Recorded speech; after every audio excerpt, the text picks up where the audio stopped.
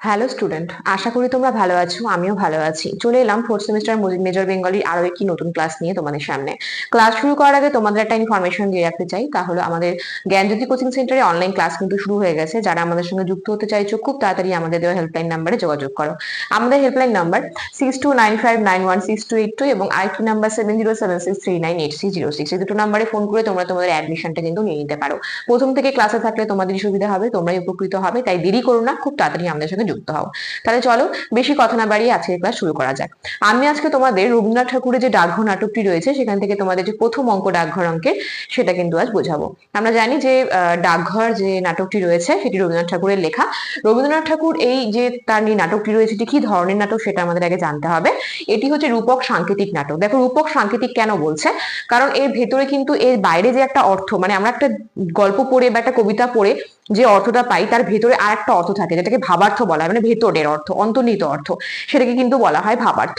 আর ঠিক এরকমই ডাকঘর নাটকটির মধ্যে রবীন্দ্রনাথ ঠাকুর আমাদের যে মেসেজটা দিয়েছেন তার মধ্য দিয়ে তার একটা সাধারণ অর্থ আছে এবং তার ভেতরে একটি অন্তর্নিহিত অর্থ আছে, যেখানে কিন্তু আমরা যতই সেই নাটকের লাইনগুলো পড়তে থাকি ততই কিন্তু আমরা নতুন নতুন মানে বিষয়গুলো আরো জানতে পারি এবং তার ভেতরের অর্থগুলো আমাদের সামনে প্রকাশ পেতে শুরু করে।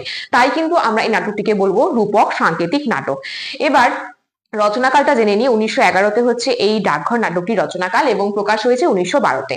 ডাকঘর নাটকে যে অমল চরিত্র রয়েছে, মানে মূল চরিত্র, সেই অমল কিন্তু রবীন্দ্রনাথ ঠাকুরেরই প্রতিরূপ। কেন বলছি এমন, কারণ রবীন্দ্রনাথ ঠাকুরও কিন্তু ছোটবেলায় সেই জানলার ধারে বসে পাহাড়, প্রকৃতি এবং গাছপালা, বিভিন্ন বাইরের প্রকৃতির সঙ্গে নিজেকে কিন্তু মিলিয়ে দিতেন এবং খেলতেন। সেই জানলার ধারে বসেই সে সম্পূর্ণ পৃথিবীর রসকে কিন্তু, রূপ স্পর্শ গন্ধ, সমস্ত রস স্পর্শ গন্ধকে কিন্তু কি করতেন, তিনি আয়ত্ত করার চেষ্টা করতেন সেই জানলার ধারে বসে, কারণ তিনিও সেখান থেকে কিন্তু বাইরে বেরোতেন না। তো অমল চরিত্র ঠিক তাই, সে কিন্তু ঘর থেকে বেরোয় না, তাকে তার ঘর থেকে বেরোনো বারণ। সেই কারণে সে জানলায় কিন্তু দাঁড়িয়ে সমস্ত প্রকৃতির যে একটা স্বাদ সেটা অনুভব করার চেষ্টা করে। তো এরপর আমরা দেখেছি ছেলেবেলার যে একটা স্পর্শ, মানে রবীন্দ্রনাথ ঠাকুরের যে ছেলেবেলার একটা মানে স্পর্শ রয়েছে সেটা কিন্তু আমরা দেখতে পারি অমল চরিত্রের মধ্যে। অমল চরিত্রের মধ্য দিয়ে ডাকঘর নাটকে রবীন্দ্রনাথ ঠাকুর তারই ছেলেবেলার স্পর্শ কিন্তু এখানে ফুটিয়ে তুলেছেন। এবার অমল চরিত্রটি এখানে কিসের প্রতীক? অমল চরিত্রটি এখানে কিন্তু মানবাত্মার প্রতীক। এবং যে রাজা চরিত্রটি রয়েছে, এই রাজা কিন্তু কোনো মানুষ হিসেবে, কোনো চরিত্র হিসেবে এখানে নেই এই নাটকে। রাজা কিন্তু এখানে পরমাত্মার প্রতীক। এবং তাছাড়াও রয়েছে ঠাকুরদা চরিত্র, সুধা চরিত্র, কবিরাজ রয়েছে, দুজন কবিরাজ রয়েছে, একজন এমনি কবিরাজ রয়েছে আর একজন রয়েছে রাজ কবিরাজ। এই চরিত্রগুলো কিন্তু আমরা দেখতে পাই। এবং আমাদের অমলের সাথে যে চরিত্রটি রয়েছে, যার সঙ্গে বেশি কথোপকথন রয়েছে, সেটা হচ্ছে তার পিসে মশাই। তার নাম হচ্ছে মাধব দত্ত। মাধব দত্তের কোনো সন্তান নেই। তিনি ভেবেছিলেন যে তিনি সন্তান একজনকে তিনি পোষ্য নেবেন, সন্তান নেবেন। তিনি কিন্তু একজন বোনপোকে কিন্তু তিনি নিজের ছেলের হিসেবে দেখছেন। তার পিসে মশাই এবং তার পিসি তাকে নিজের ছেলের মতো দেখেন। গ্রামে একজন মোড়ল রয়েছে, মোড়ল চরিত্র রয়েছে, যেই চরিত্রকে সবাই ভয় পায় এবং তার ভয়ে কিন্তু সবাই ভয়াত থাকে। দেখো, আমি যে বিষয় ছোট ছোট তথ্যগুলো তোমাদের সামনে তুলে ধরছি, এগুলো কিন্তু টেক্সট বই না পড়লে তোমরা কিছুই বুঝতে পারবে না। তাই প্রত্যেককে বলবো যে ডাকঘর নাটকটির টেক্সট বইটা তোমরা অবশ্যই পড়বে। এবং তোমরা যদি বলো যে নাটকটি পুরো লাইন ধরে বোঝাতে, তাহলে সেটাও তোমরা কমেন্ট বক্সে অবশ্যই জানাবে, আমি চেষ্টা করব সেটা বোঝানোর। এখন আমি তোমাদেরকে জাস্ট যে মানে প্রাইমারি একটা স্টেজ, মানে যে নাটকের যে একটা প্রথম যে একটা ভাব, সেই ভাবটা তুলে ধরছি। আর প্রথম যে তিনটে দৃশ্য রয়েছে এই নাটকের, প্রথম দৃশ্যটা সম্পর্কে আজ তোমাদের সামনে আলোচনা করব। জাস্ট বিষয় সংক্ষেপটা।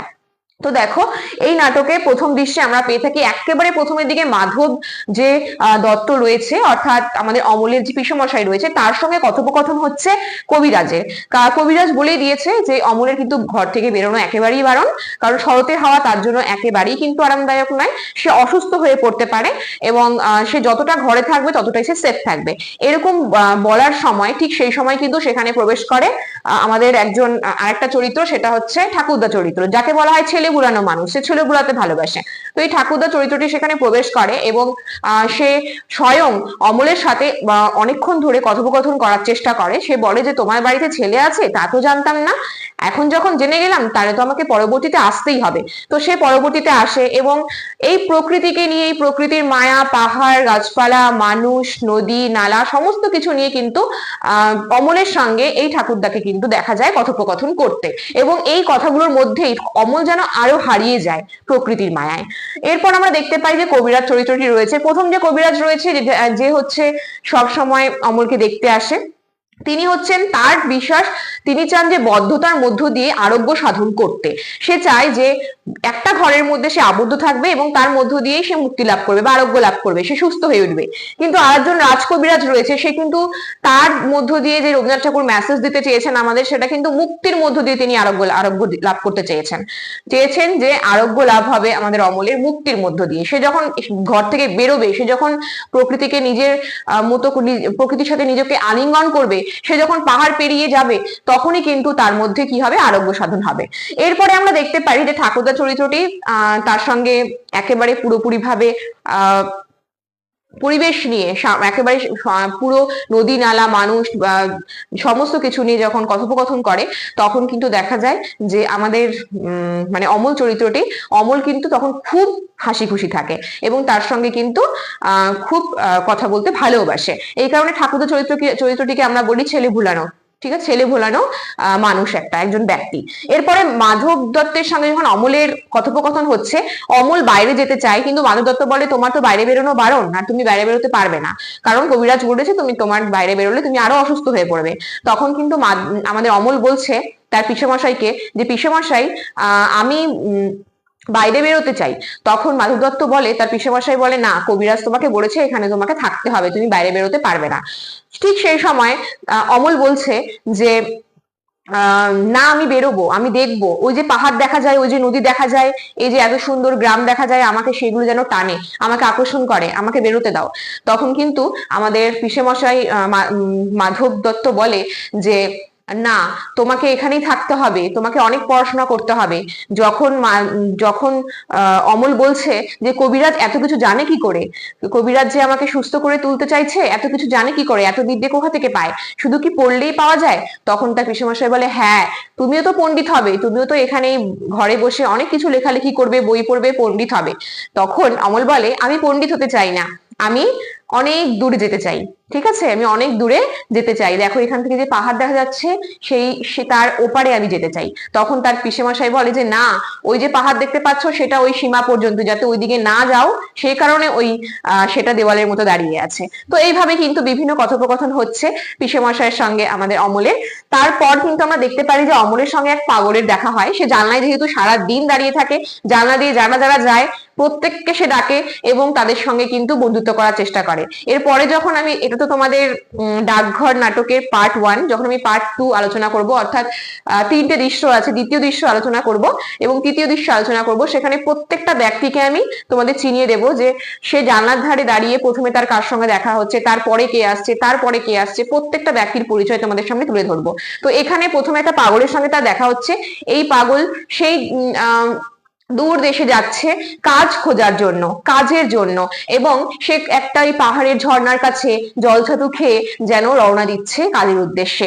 সেইটা জানার পর তারও ইচ্ছে হয় যে সে ওই পাগলের মতন চলে যাক কাজের উদ্দেশ্যে, সেও কাজ খুঁজতে যাবে দূর দেশে। তো এই জায়গাটাতে কিন্তু আমরা দেখতে পাচ্ছি যে এই প্রথম দৃশ্য সমাপ্ত হচ্ছে এবং দ্বিতীয় দৃশ্য শুরু হচ্ছে। তো আজ আমি তোমাদের সামনে আলোচনা করলাম রবীন্দ্রনাথ ঠাকুরের লেখা ডাকঘর নাটকের প্রথম দৃশ্য এবং তারই কিছু তথ্য। পরের দিন আলোচনা করব দ্বিতীয় দৃশ্য। আর আমার এই 4th সেমিস্টার মেজর বেঙ্গলির এর আগে যে ভিডিওগুলো আছে, অর্থাৎ নাট্যশালার যে ভিডিওগুলো আছে, যে থিয়েটারগুলো সম্পর্কে আমি আলোচনা করেছি, তোমরা যারা এখনো সেগুলো দেখোনি অবশ্যই দেখো এবং উপকৃত হলে আমাকে কিন্তু কমেন্ট বক্সে জানাতে ভুলো না। এবং আমার এক একটা যে ভিডিও তোমরা দেখছো, যারা দেখছো, যে স্টুডেন্টসরা দেখছো, তারা অবশ্যই আমার ভিডিও যদি ভালো লেগে থাকে লাইক কমেন্ট শেয়ার করে আমাদের পাশে থেকো। আর আমাদের জ্ঞানজ্যোতি কোচিং সেন্টারের যে অফিসিয়াল চ্যানেলটি রয়েছে সেটি সাবস্ক্রাইব করতে কিন্তু একেবারেই ভুলো না, কারণ সবার আগে নোটিফিকেশন কিন্তু তোমাদের কাছে পৌঁছে যাবে প্রত্যেকটা ক্লাসের। তাহলে চলো, আজকে ক্লাস এত পর্যন্তই, দেখা হচ্ছে নেক্সট ক্লাসে আরো একটি নতুন ভিডিও নিয়ে। ততক্ষণ পর্যন্ত সুস্থ থাকো, ভালো থাকো, আমাদের চ্যানেলকে ভালোবেসে আমাদের সাথে থাকো। ধন্যবাদ।